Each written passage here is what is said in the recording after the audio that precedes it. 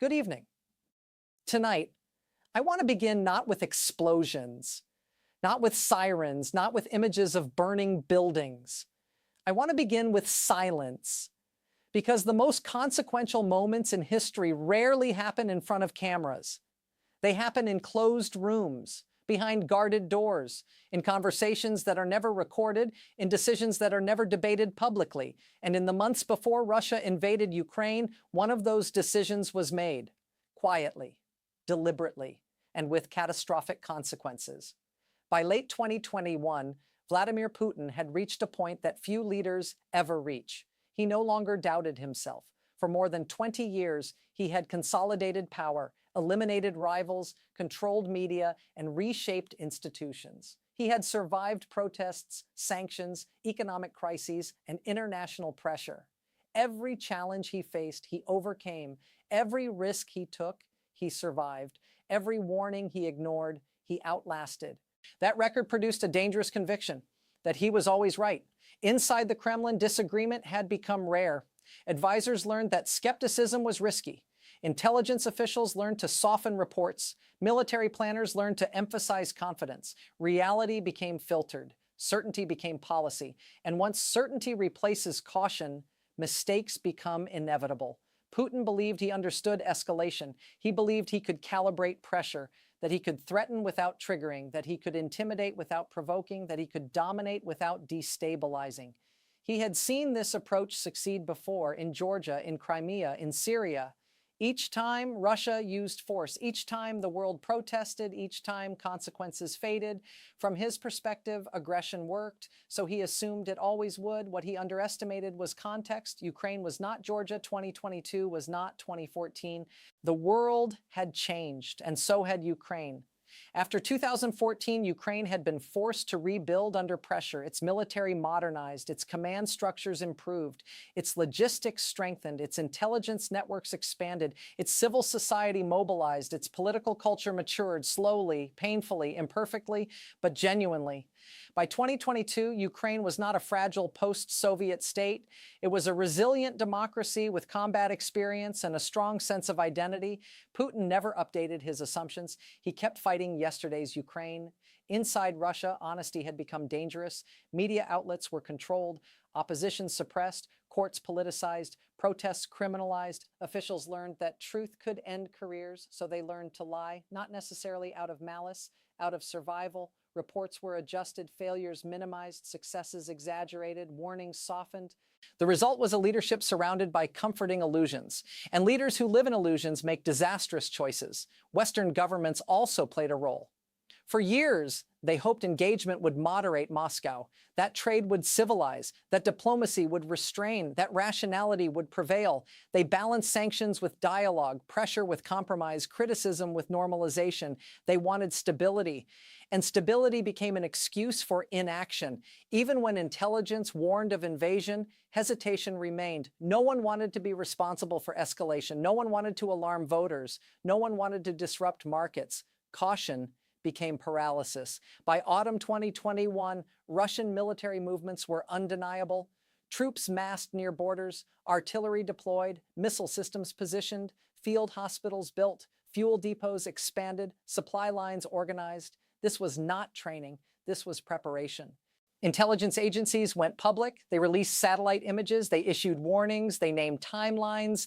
They tried to force reality into view, but warnings do not stop wars. Decisions do. Inside Ukraine, anxiety became part of daily life. People packed emergency bags. Families discussed evacuation. Businesses made contingency plans. Students debated leaving. Parents reassured children. Life continued, but under pressure, under uncertainty, under the shadow of an approaching storm, waiting became a form of suffering. This war was not inevitable. It was personal. It reflected one man's worldview, one man's fears, one man's obsessions, one man's refusal to accept limits.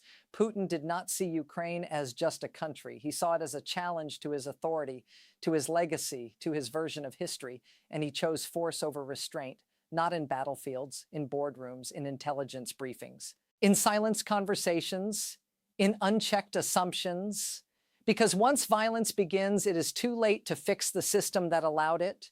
By then, the cost is measured in lives. In the final weeks before the invasion, the world entered a dangerous illusion.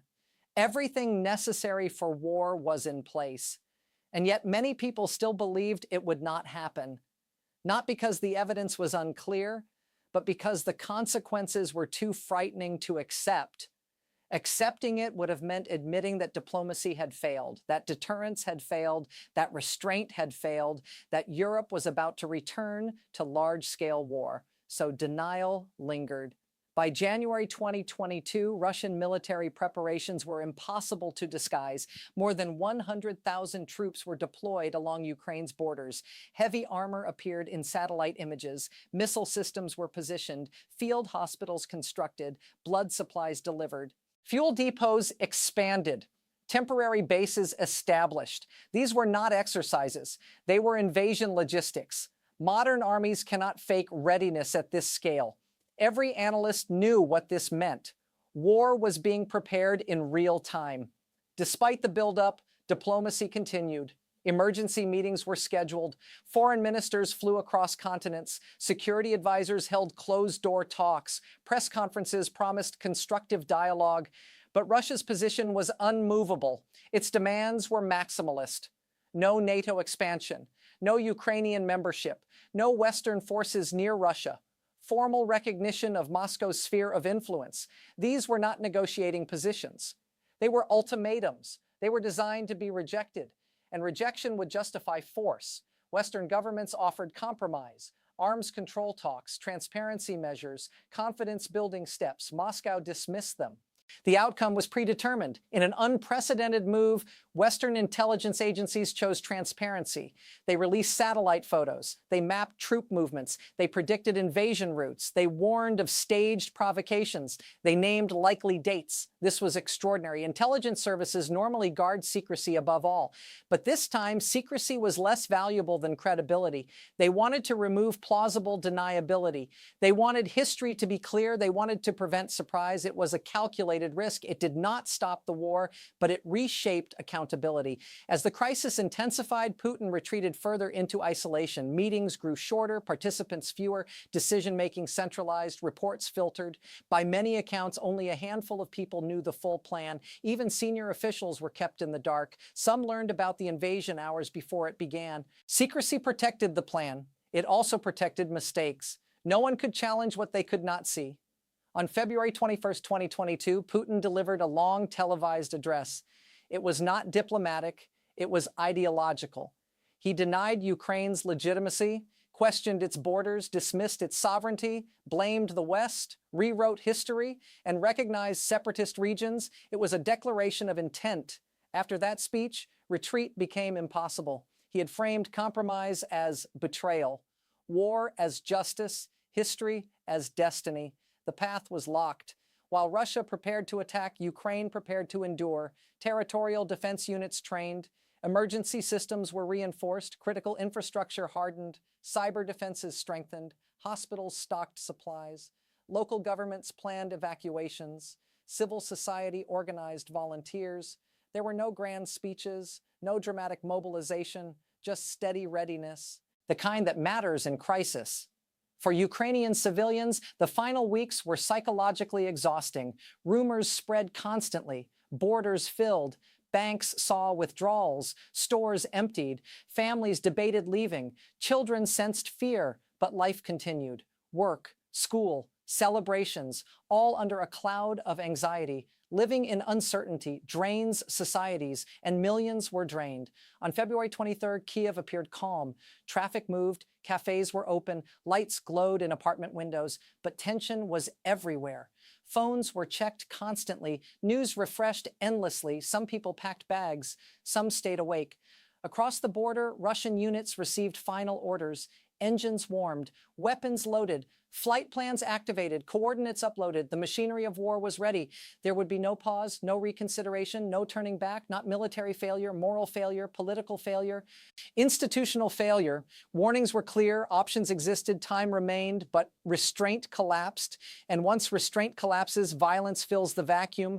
This war was not inevitable, it was chosen. At 4 a.m. on February 24th, 2022, the future arrived without warning. There was no siren from governments, no final diplomatic message, no announcement that negotiations had failed, just the sudden, violent tearing of the night sky. Cruise missiles crossed Ukrainian airspace from multiple directions. Ballistic rockets followed. Air defense systems roared awake. Explosions rippled across cities separated by hundreds of miles. In Kyiv, apartment buildings shook. In Kharkiv, fire lit the horizon. In Odessa, sirens wailed over the Black Sea. In Mariupol, windows shattered near the port. Millions of people woke up at once. To fear, to disbelief, to war. Russia's opening plan was designed to overwhelm. Strike everywhere. Strike at once.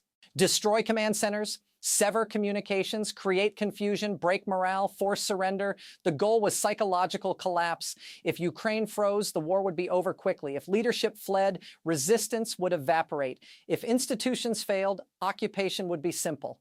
This strategy depended on assumptions that Ukraine was weak, that loyalty was thin, that identity was fragile, that fear would dominate.